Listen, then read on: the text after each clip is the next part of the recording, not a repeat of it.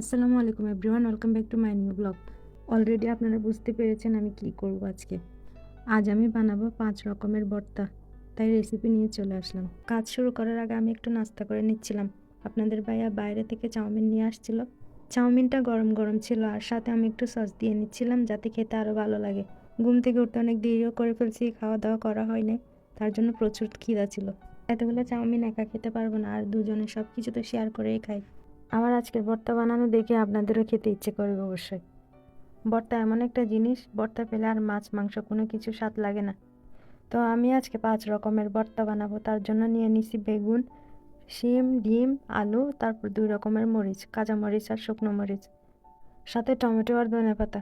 প্রথমে ভর্তা বানানোর জন্য আমি শুকনো মরিচ আর কাঁচা মরিচগুলো একসাথে টেলে নিতেছি। তারপর সব কিছু সবজি আর ডিম একসাথেই সিদ্ধ করতে দিয়ে দিলাম। অন্যান্য সময় বেগুন পোড়া করে তারপরে ভর্তা করি, আজকে সিদ্ধ করে ফেললাম। তারপর সব কিছু সিদ্ধ হওয়ার পরে আমি বসে পড়লাম ভর্তা বানানোর জন্য। প্রথমে আমি বেগুন ভর্তা করব।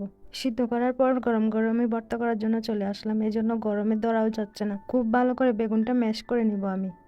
ভর্তা বানানোর জন্য অফ ক্যামেরায় আমি আগে থেকে পেঁয়াজ কুচি, ধনেপাতা কুচি করে রেখেছিলাম। আমি এদিকে ভর্তা তৈরি করতে গিয়ে দেখি আপনাদের ভাইয়া কাছ থেকে এসে ঘুমাই গেছে, তাই আমি ওনাকে আর ডাকবো না, একেবারে সকালে উঠে খাবে। অধিকাংশ মানুষেরই ভর্তা পছন্দ, তাই আমার ভর্তা রেসিপি সবারই ভালো লাগবে আশা করি। কে কোথা থেকে দেখছেন আমাকে কমেন্ট করে জানাবেন। আপনারা পছন্দ করেন বলে আপনাদের জন্য কষ্ট করে ভিডিও বানাই। আপনারা যদি কমেন্ট করে না জানান তাহলে আমি কিভাবে বুঝবো। বেগুনটা ভালো মতো ম্যাশ হয়ে যাওয়ার পর আমি কিছু পেঁয়াজ কুচি আর তাতে দিয়ে দিব মরিচ, স্বাদ মতো লবণ দিয়ে পেঁয়াজটা মাখাই নিব। আমরা এভাবে বেগুন ভর্তা খুব কম খাই, আজকে প্রথম এভাবে বেগুন ভর্তা বানাচ্ছি। এমনিতে সবসময় বেগুন সিদ্ধ করে মরিচ মশলা কষিয়ে বেগুন ভর্তাটা রান্না করি।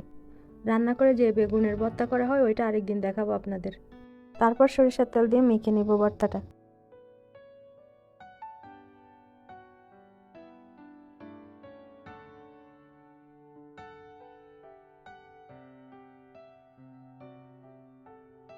এরপর দিয়ে দিব কিছু ধনেপাতা। ভর্তার আসল স্বাদটা পাওয়া যায় ধনেপাতা থেকে। তারপর বেগুন ভর্তাটা আমি একটা প্লেটে উঠে নিব। এরপর আমি বানাবো আলু ভর্তা। আলু ভর্তাটা অনেক মজা হয়েছে। এখানে আমি 5 ধরনের ভর্তা করছি, তার মধ্যে বেশি মজা হয়েছে আলু ভর্তা, ডিম ভর্তা আর মরিচের ভর্তা। এরপর বাকি ভর্তাগুলো আমি সেমভাবে বানাবো, এর জন্য আলু ম্যাশ করে নিব। বাসায় কোনো কিছু না থাকলে আলু ভর্তা আর ডাল হলেই চলে যায়। ডালের পরিবর্তে যদি লেবুর কাজি হয় তো আরও ভালো।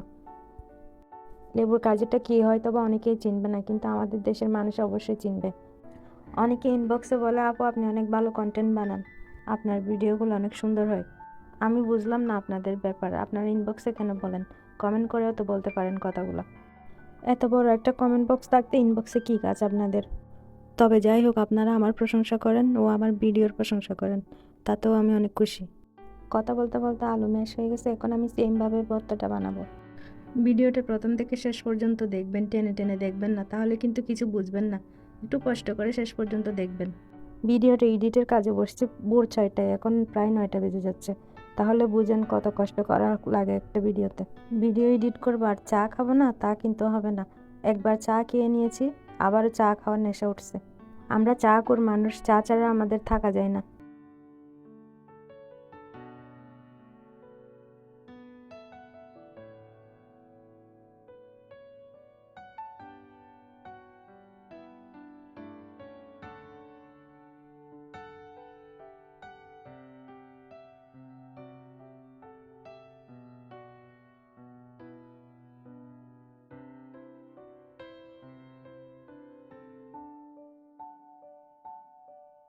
আলু ভর্তাটা বানানো শেষ।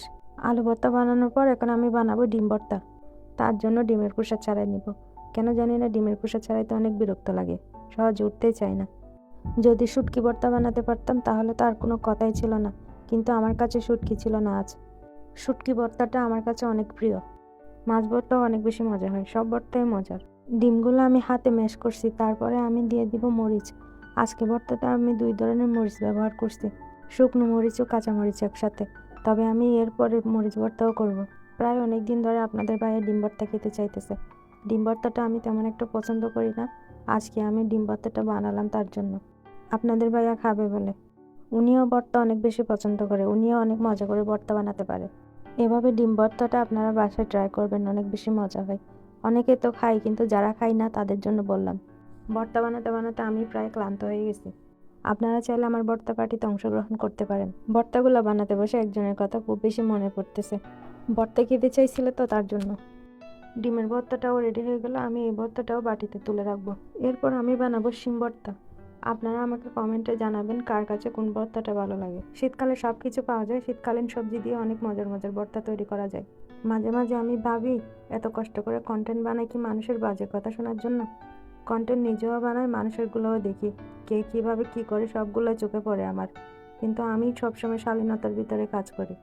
আমি আমার ডেইলি লাইফের ব্লগগুলো যথেষ্ট শালীনতার ভিতর বানাই।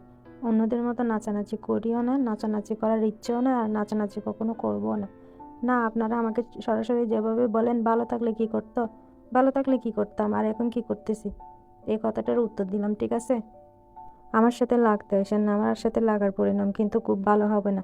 এমনিতে আমি অনেক ভদ্র মানুষ, সবাই জানে। কিন্তু কেউ আমাকে কথা শোনাবে আর আমি কথা শোনাবো না, এটা হতে পারে না। আমি এমনিতে আগে থেকেও কাউকে কিছু বলি না। কিন্তু আপনি যদি আমাকে অকারণে কথা শোনান, তাহলে ধরে নেন যে আপনার আর রক্ষা নাই। ইদানিং আমাকে অনেকে অনেক কথা শোনাইছে, আমি কিন্তু নোট করে রাখছি সব কিছু। কথা বলতে বলতে শিম ভর্তাও রেডি হয়ে গেছে, এটাও তুলে রাখবো এখন। এরপর আমার সর্বশেষ ভর্তা হলো মরিচের। বেশি মরিচ খাই বলে আপনাদের বাইরে থেকে অনেক কথা শুনতে হয় আমার, গ্যাস্ট্রিকের কারণে।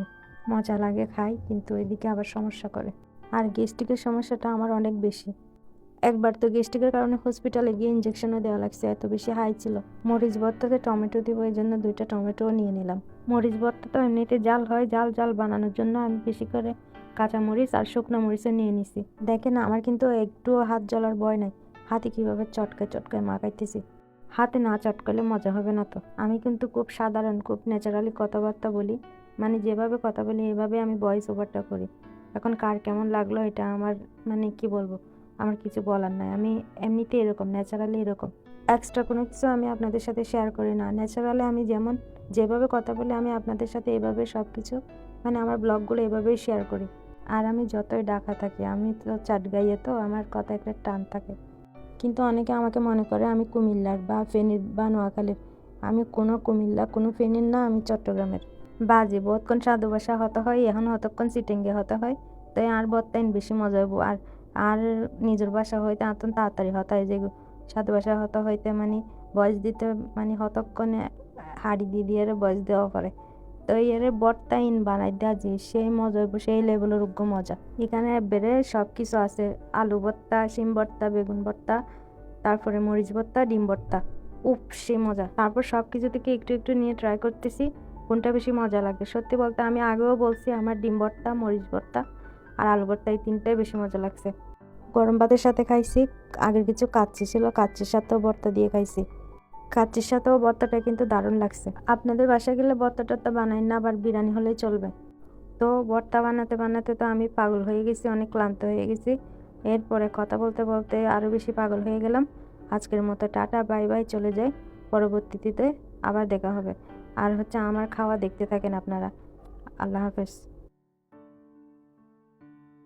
বানাইলাম কষ্ট করে, খাইতেছি একা একা, ভালো লাগতেছে না। উনি ঘুম ছিল তো, এই জন্য আর ডাকলাম না, সারাদিন কাজ করে ক্লান্ত।